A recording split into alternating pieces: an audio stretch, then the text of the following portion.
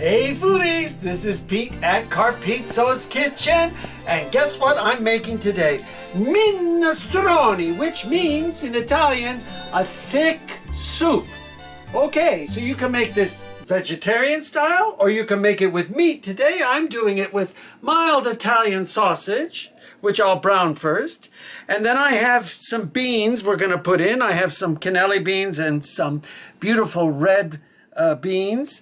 And then I have our trinity here. I have some carrot, some celery, some onion, and I did a few bell peppers because I had them in the fridge because it's a vegetable soup, vegetable.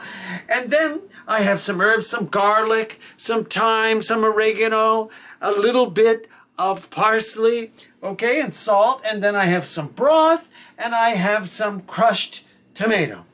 Okay, so what makes this good is it's a hearty, thick soup, and it sticks to your ribs, kind of like oatmeal, but not. And you could use some crusty bread or regular sliced bread or whatever kind of bread you would like to have with it, and it makes a whole meal.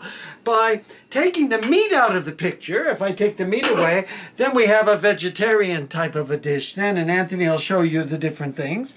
And the last thing I need to show you, Anthony just showed you the pasta.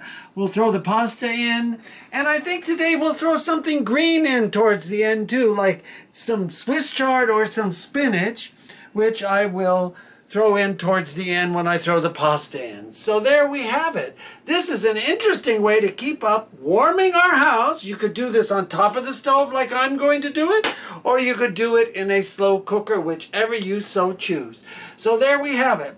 This is Peter Carpizzo thanking everyone for subscribing. Watch the shorts as we will be moving forward, making our minestrone. And there we have it. Peter Carpizzo's out.